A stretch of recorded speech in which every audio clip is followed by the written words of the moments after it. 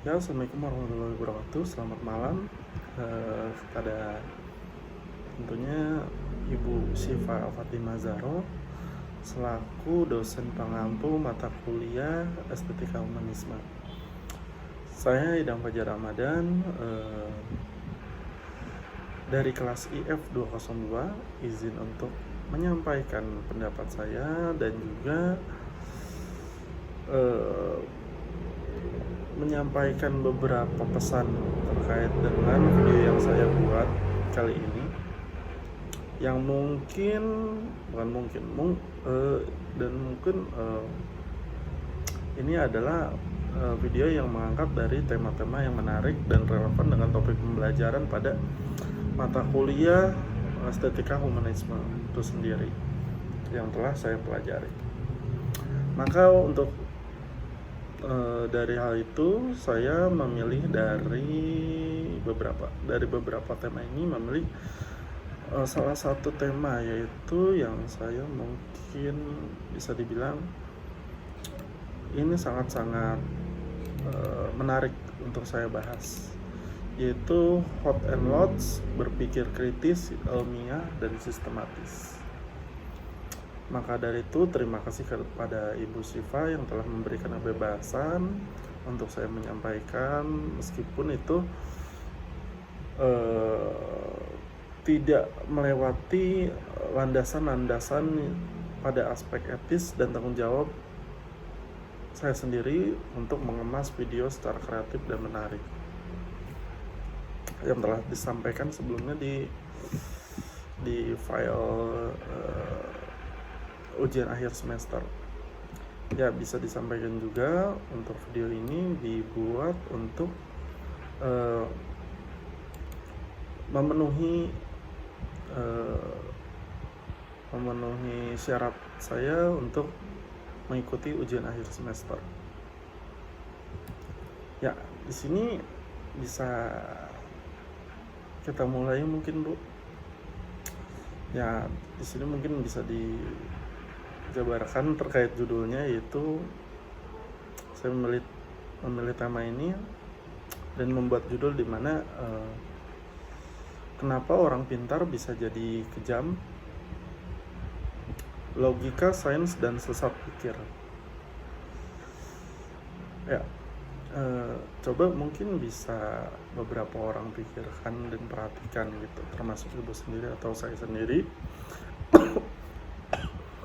Di media sosial kita hari ini, membuka X, TikTok, ataupun kolom komentar Instagram, yang mungkin kita melihat jutaan dan disuguhi jutaan opini orang saling berdebat tentang hal-hal paling krusial dalam hidup ini, di dalam lingkungan kita gitu, sampai hal-hal paling sepele. Tapi anehnya makin banyak orang bersuara, kenapa rasanya kita makin susah menemukan kebenaran. Kita hidup di zaman dimana informasi itu melimpah ruah, tapi ironisnya kemampuan kita untuk memproses informasi itu secara jernih justru menelan hoax mentah-mentah, atau bahkan menggunakan argumen yang seolah-olah terlihat pintar namun terdapat kesalahan berpikir atau cacat berpikir gitu, cuma untuk memvalidasi kebencian mereka sendiri gitu. Jadi tanpa, mungkin secara dasarnya bisa dijabarkan mungkin itu tanpa dasar gitu sebetulnya, mungkin karena beberapa mungkin dari gaya bahasanya atau penggiringan opininya itu justru seperti rasanya itu seperti valid, tapi justru itu tuh bukan hal yang bukan sesuatu yang benar, tapi seolah-olah itu adalah pembenaran atau memvalidasi kebencian mereka sendiri gitu. Di sisi lain, mungkin sebagian dari kita bertemu dengan orang-orang secara akademis sangat-sangat pintar, logikanya tajam, sesekali jikalau memang mengobrol memakai istilah-istilah yang keren, tapi begitu dihadapkan dengan masalah kemanusiaan, mereka mendadak menjadi makhluk yang sangat-sangat dingin dan brengsek. Mohon maaf. Pertanyaannya, mengapa logika tanpa empati itu berbahaya? Dan bagaimana cara berpikir kita secara ilmiah tanpa kehilangan sisi kemanusiaan kita? Ya, di sini saya akan bedah ini dari perspektif mata kuliah Estetika Humanisme, khususnya tentang topik berpikir kritis ilmiah dan sistematis, Hobbes versus Locke. Kita bakal bahas mengapa akal sehat itu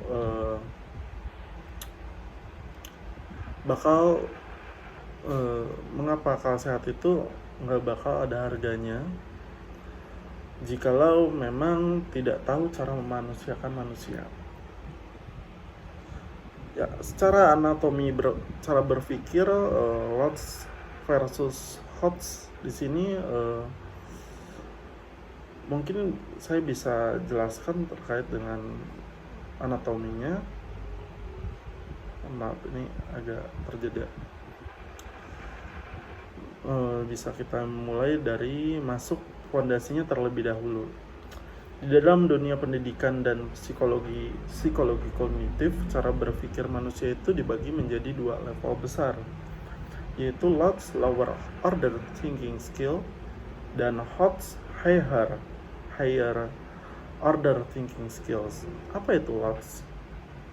Ya, secara fundamental atau secara sederhananya, Locke itu adalah kemampuan kognitif tingkat dasar yang isinya ada 3: remembering atau mengingat, understanding memahami, dan applying yaitu penerapan atau menerapkan. Bagaimana contohnya? Lantas bagaimana contohnya? Jikalau sebagian dari kita mungkin diajarkan dari matematika, kalau 2 ditambah 2 sama dengan 4, mungkin kita bakal ingat berapa Indonesia, mungkin kita bakal ingat seperti misalkan penjumlahan seperti itu, dan mungkin kita juga bakal ingat misalkan tentang angka tersebut, termasuk dengan tahun berapa Indonesia merdeka, dan akan tahu bagaimana rumus fisika dasar. Apakah ini jelek? Mungkin tidak. Maaf ibu sebelumnya terganggu sama kucing sebelah sana.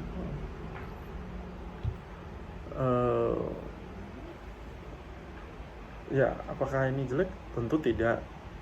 Tentu itu sangat-sangatlah penting. Namun tanpa ingatan dan pemahaman dasar, itu termasuk kosong. Tapi celakanya mayoritas sistem pendidikan kita hanya mendidik orang sampai di level lot saja gitu. Kita diajarkan untuk mengingat dan menghafal, bukan untuk menganalisis sesuatu. Ya, bisa kita mulai lagi Bu. Tadi ada sedikit gangguan dari kucing. Ya, balik lagi ke yang tadi. Tapi celakanya sampai ke mayoritas sistem pendidikan kita ya, yang mana kita hanya dididik untuk sampai pada level lots itu sendiri, yaitu untuk mengingat. Kita nggak diajarkan untuk menganalisis sesuatu, yang mana itu sangat-sangatlah penting dibandingkan dengan mengingat sebetulnya. Maka dampaknya apa? Masyarakat kita tumbuh menjadi orang-orang yang sangat gampang diatur, sangat gampang dibohongi, dan sangat mudah untuk diadu domba. Kenapa? Karena mereka terbiasa untuk menerima fakta tanpa pernah mempertanyakan dan check and balance. Jadi apa yang masuk di dalam, apa yang didengar oleh mereka itu ditelan mentah-mentah. Karena ya itu kembali lagi, karena cara menganalisisnya ini kita tidak diajarkan sama sekali dalam kehidupan pendidikan ini gitu. Dan ini pun tidak pernah dicoba untuk dicek terlebih dahulu ini betulan fakta atau tidak gitu, cuma klaim sepihak. Maka dari itu mengapa mungkin sebagian media gitu saat ini dikuasain oleh beberapa elit-elit politik gitu. Ya kembali lagi ke yang tadi, disinilah kita butuh yang namanya HOTS.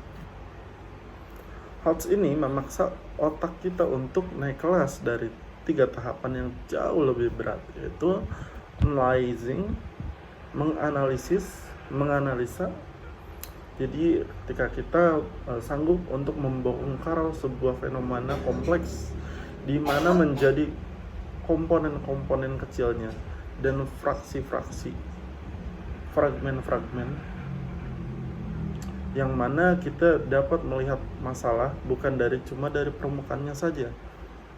Dan yang kedua, untuk fase selanjutnya itu mengevaluasi, yaitu menguji fakta ketika kita mempertanyakan bias, mengidentifikasi logical fallacy atau kesesatan berpikir, kesalahan berpikir, dan juga memisahkan mana bukti empiris, mana yang cuma sekadar dogma atau asumsi.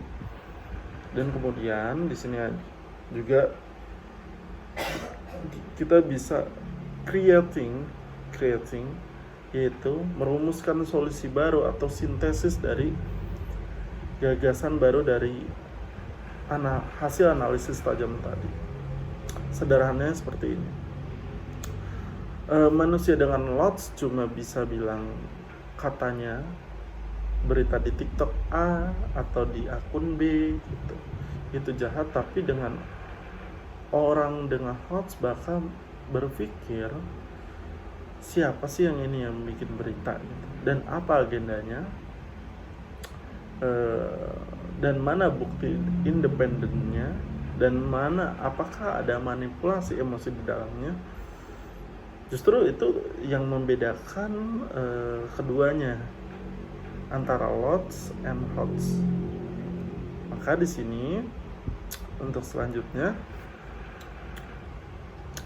kita bisa mengembangkan HOTS itu sendiri. Jadi di kalangan orang-orang dengan HOTS tadi bisa mengembangkan HOTS tadi. HOTS itu sebenarnya masih bisa dikembangkan dan tidak cukup sampai situ gitu.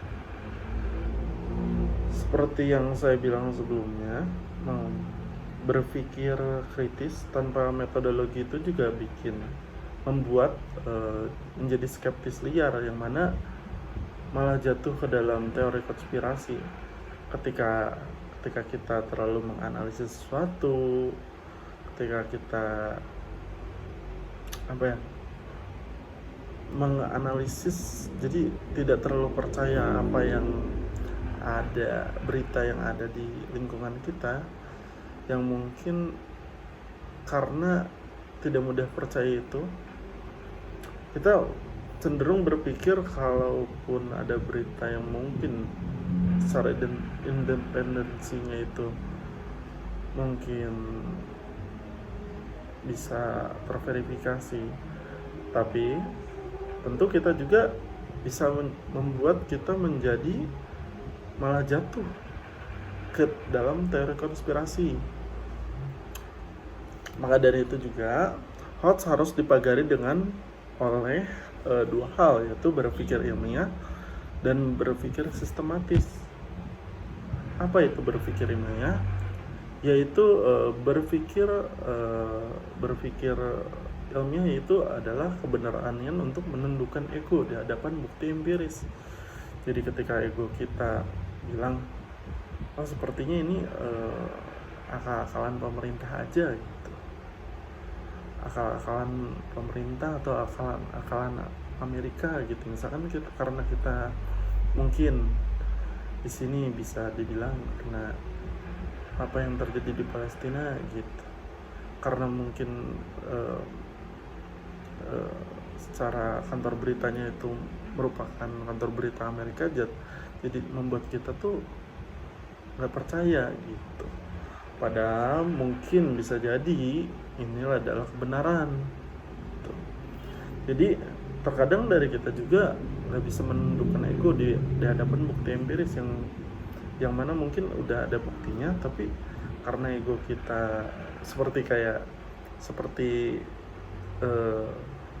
teori bumi datar, sekalipun itu sudah ada bukti empirisnya, tapi tetap saja untuk beberapa kalangan mungkin masih bisa denial terkait dengan bukti empiris itu sendiri. Ini terkait dengan bagaimana caranya kita menggunakan kerendahan hati untuk bilang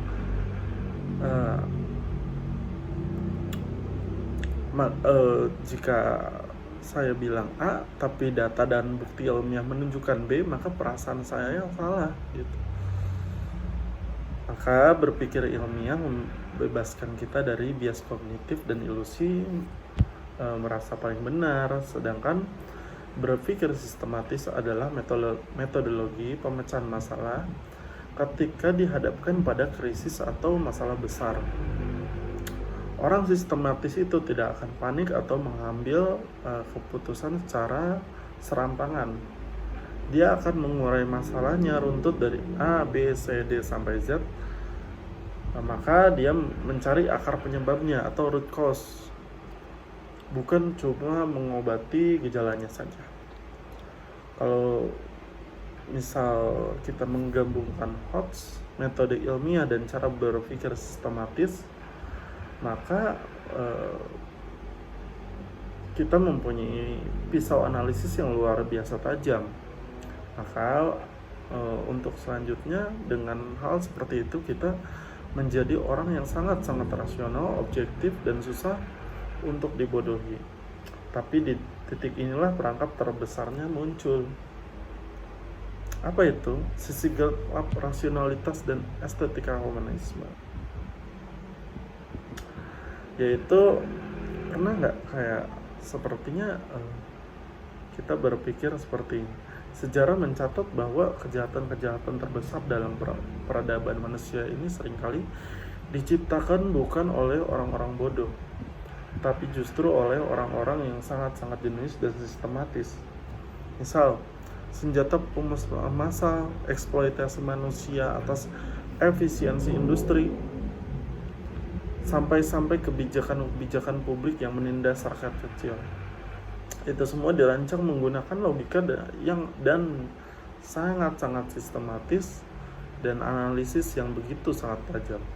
Ketika kecerdasan intelektual dan logika ilmiah dipisahkan dari rasa empati, logika itu berubah menjadi alat yang merupakan tangan-tangan yang sangat dingin dan tidak berpikir kemanusiaan sama sekali.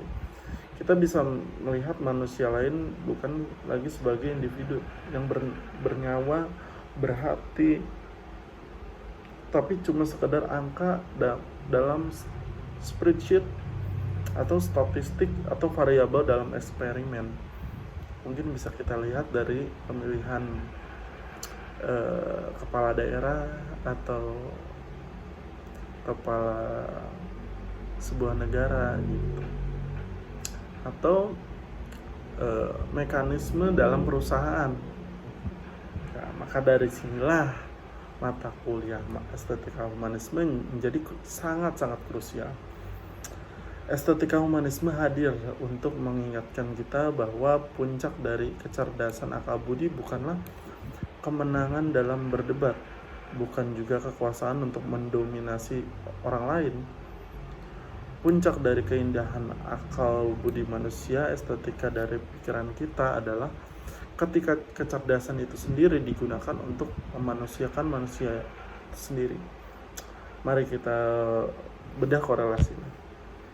Sini berpikir kritis dalam estetika humanisme bukan alat untuk menjatuhkan lawan bicara, melainkan untuk instrumen untuk membebaskan diri kita dari prasangka buruk dan rasa ketidakadilan. Berpikir ilmiah adalah komitmen kita pada kebenaran demi mencari solusi atas penderitaan manusia.